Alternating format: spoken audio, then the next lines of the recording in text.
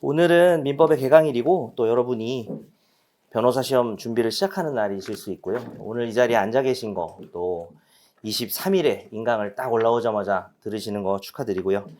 일단은 1단계 성공하신 겁니다. 1단계가 매우 중요한 것 같아요. 오늘부터 이제 민법은 20회, 민소는 10회에 걸쳐서 기본 강의를 할 거고요. 사실 간담회나 카톡방을 통해서 여러 가지 질문들에 대한 답을 많이 했기 때문에 그런 일종의 그 오리엔테이션이나 공부 방법론에 관한 이야기는 해도 해도 끝이 없습니다. 그래서 오히려 이제는 좀 진도를 나가면서 그 이야기를 해드리는 것이 더 와닿을 수 있다는 생각도 들긴 합니다. 그럼에도 불구하고 그런 내용들을 전혀 못 들으셨을 것 같은 분들을 위해서 어느 정도는 또 우리가 첫날 시작하면서 결의를 좀 다지는 측면이 있어야겠죠. 그래서 몇 가지 공부할 때 유의할 점. 그러니까 우리가 정말 할 얘기는 많아요. 한 3일 밤낮을 얘기해도 돼요. 그냥 공부 방법에 관해서만. 하고 싶은 얘기는 참 많은데 얘기를 듣고 싶기도 하고 그 사람이 어떤 상황에 따라서 또 조언이 달라지니까. 그럼에도 불구하고 잠시 이 수업 직전에 시작하는 이 순간에 꼭 하고 싶은 얘기가 뭐냐라고 하는 것만 좀 모아서 말씀드리겠습니다. 작년 이 강의에서도 맨 앞에 했던 얘기랑 비슷하긴 합니다. 조금 달라진 부분이 있을 수 있는데 제가 가장 먼저 하고 싶은 얘기는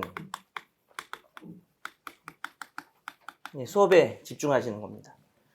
수업을 안 듣는 사람도 있어요. 강의를 안 듣고 혼자 공부하는 사람도 있죠. 요즘에는 그런 사람들이 많이 없어졌지만은 그런 사람도 있어요. 근데 수업을 듣기로 했으면은 수업에 집중을 해야 됩니다. 수업을 믿으셔야 되고 이 수업을 집중하는 게 이제 어떤 또 여러 가지 의미가 있는지를 세부적으로 말씀을 드리겠지만 일단 수업에 집중하기 위해서는 컨디션 조절 잘 하셔야 돼요. 체력 관리하는 법 이런 거를 지금 이 수업 시간에 얘기할 건 아닌 것 같고 다만 여러분이 잠도 좀 충분히 주무시고 수업이 이제 저녁이니까 저녁이 유리한 사람, 오전이 유리한 사람 자기 또 사이클이 있을 것 같긴 한데 어떻게 됐든 여기에 맞춰야 될 겁니다. 특히 현장 그럴 거고요. 인강도 자기가 듣기로 한 시간을 통제를 해야 되겠죠. 그 시간 동안 이게 늘어지거나 자꾸 멈춰서는 안 될 거예요.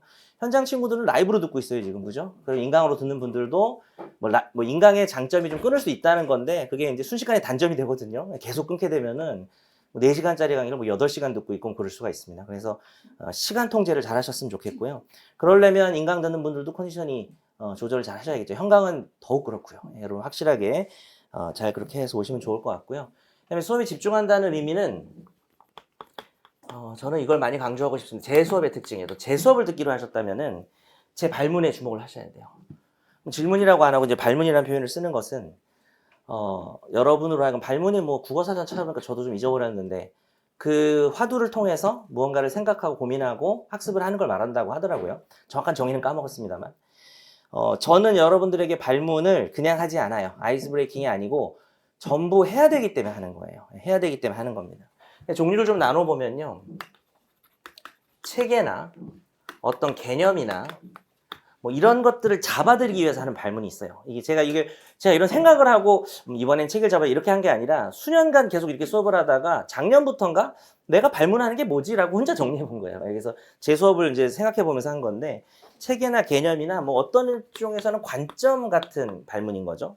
예를 들면 이런 거예요. 아주 쉬운 거부터 해볼게요. 그냥 과실상계는 아무나 지적해서 할 건데 답은 안 하셔도 돼요. 그냥 긴장해 보시라고 하는 거예요. 딴 데 보시네요. 과실상계는 뭘 하는 거예요? 누가 뭘 하는 거예요?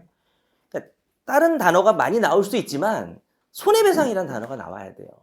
이건 되게 중요한 얘기예요. 그러니까 우리가 기초부터 쌓아가서 결국 답안지를 성공해야 되는데 너무 기초는 생략할 수밖에 없어요. 그죠? 네, 우리가 지금 그렇게 하려면은 지원님 교수님 교과서 봐야죠. 아니면은 그 양창수 교수님이랑 쓰신 거 권영준 교수님 쓴 거 이거 봐야죠. 근데 그렇게 할 수는 없어요. 불가능해요. 책이 두꺼워지면 불가능합니다. 지금 이 얇은 책도 아마 여러분 진짜 토하고 싶을 거예요. 저랑 이 수업 들으면서 뭐가 이렇게 많아? 외우는 건 이제 좀 할 것 같아 하니까 그럼 이걸 쓰라고? 못해요. 그러니까 책을 양을 늘릴 수는 없어. 그래서 이게 상당히 중요한 발문인 게 조금 과장해서 말하면 여러분이 교과서 읽을 필요 없게 해드리는 부분이에요. 그러니까 원래 교과서를 차분히 읽은 사람은 체계가 있기 때문에 그런 사람은 없어요. 부러워할 필요 없어요. 그런 사람은 옛날 사람. 저도 아니고 제 동기들. 저는 공부를 30 넘어서 시작했기 때문에 제 동기들은 진짜 옛날, 물론 나도 나이는 옛날 사람인데 저는 좀 공부를 늦게 했다는 이유로 옛날 사람 아닌 척 하는데 그 90년대, 2000년 오는 그때 사법시험 공부한 사람들 그렇게 했단 말이에요. 근데 그런 사람들은 과실상계가 손해배상할 때 한다는 걸 모르진 않아요. 당연히. 그냥 차분히 읽었으니까. 근데 우린 그럴 시간이 없고 우린 판례 2000개 시대에 살고 있거든요. 예, 더 옛날로 가면요. 판례를 날짜 순으로 공부했습니다. 이제 사법시험 준비해야겠다. 1950년 1월 1일부터 공부해야지. 너무 판례가 적어서.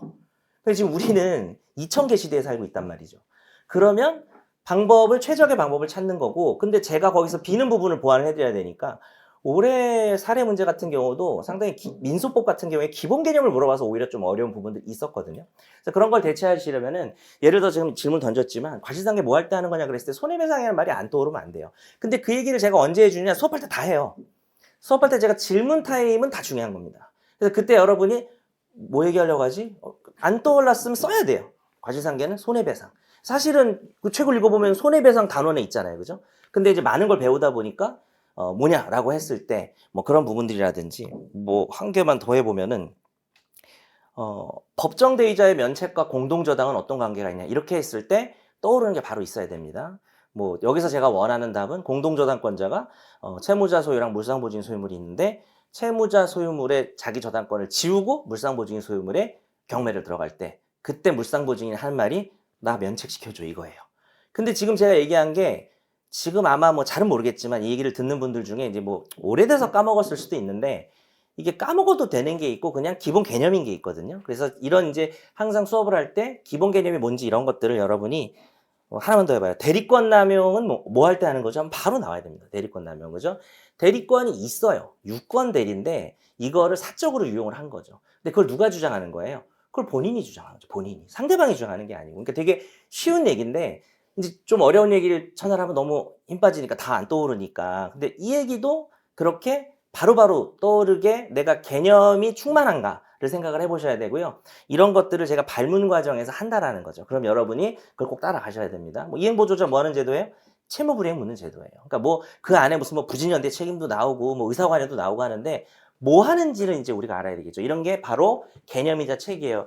약간은 예전에 우리가 교과서에 써 있는 그 정의일 수도 있는데 그거보다는 조금 요즘 시험에 맞춘 트렌드라고 해야 되나요? 그냥 단순히 정의를 그냥 잘잘잘 외우는 게 아니라 과실상계는 손해배상할 때 하는 거지. 이걸 알면 표현대리가 성립했을 때 과실상계가 안 된다는 거는 외울 필요도 없는 거예요. 표현대리 성립했을 때 누가 손해배상을 구합니까? 사실 또 표현대리를 몰랐다 그럼 그럴 수도 있는데 표현대리가 성립하면은 무권대리임에도 불구하고 계약을 이행하라고 하는 거잖아요. 계약을 이행하라고 하는 장면에서 손해배상이다, 과실상계가 나올 리가 없죠. 손해배상이 아니니까. 이런 식으로 엮어가시는 게 바로 두 가지 목적인데요. 이 부분은 첫째는 기초 개념을 몰라가지고 문제에서 아주 어이없는 실수를 하는 걸 막아주고요. 두 번째는 이제 암기를 많이 도와줍니다. 우리가 기초 개념 없이 암기하는 것보다는 이렇게 하는 게 훨씬 이제 도움이 될 겁니다. 두 번째는 객관식 OX를 위해서 질문할 때가 있어요. 예, 그러면은 이거 됩니까 안 됩니까? 이거 하면은 청구가 인정되게요, 부정되게요? 이렇게 물어보면 제가 OX 맞췄으면 해서 하는 겁니다. 나름대로 심오한 논리가 있는 판례를 그렇게 잘 물어보진 않아요. 근데 아무거나 물어보진 않고 OX를 자주 틀리는 거. 제가 뭐 늘 제 자랑 1위가 매년 여태까지 나온 변시, 변모 모든 기록 사례 선택을 다 푼다는 거예요. 매년. 저밖에 없을걸요? 이 세상에 아마. 민사법을, 상법은 안 풀고요, 물론. 민사법을 다 푸는 이유가 일단은 좀 기억력이 제가 좀 나빠요. 진짜 기억력이 나빠서 암기법 개발하다가 강사가 된 것 같은데 하도 안 외워지니까. 그래서 이제 그걸 자꾸 매년 리프레시를 해줘야 이거 객관식 나왔지. 사실 몇 년도 면모 이거는 또 기억이 안 나요. 기억력이 나빠가지고. 근데 이거 3번 이상 나왔어. 뭐 이런 걸 자꾸 머릿속에 넣어두는 거예요. 내년 되면 또 까먹어요, 제가. 그래서 다시 또 풉니다. 시기를 달리해서. 그래서 요거 객관식 빈출인데 학생들 정답률 낮았다는 게 머릿속에 웬만큼은 있어서 제가 이걸 물어보고요. 거기에는 이제 나온 적은 없는데 최신 판례인데 제가 볼 때 객관식 나오면 다 틀릴 것 같은 거? 뭐 이런 거 하니까 요때 여러분이 객관식 OX 모를 때는 이제 나중에도 말씀드리겠지만 객관식은 뭐 예를 들어서 조그맣게 녹색 형광펜으로 뭐 점을 찍는다든지 너무 튀진 않지만 왜냐면 많이 찍게 될 수도 있으니까 객관식이 많잖아요 지문이. 내가 객관식 지문 중에 이거 틀릴 것 같아 하는 거를 뭐 별은 맨날 하니까 객관식 지문 주의 뭐 이런 표현으로 본인이 다른 색깔을 쓰는 것도 괜찮아요. 뭐 내가 객관식이 강하든 약하든 뭐 그런 것들은 좀 의미가 있을 거다라고 생각을 합니다. 세 번째는 주로 판례죠. 주로 판례인데 판례가 아닐 수도 있지만 주로 판례니까 판례라고 쓸게요. 핵심 문구입니다. 소위 이제 키워드라고도 하고요. 근데 이제 단어로만 설명할 수는 없는 거기 때문에 어떤 프레이즈일 수도 있겠죠.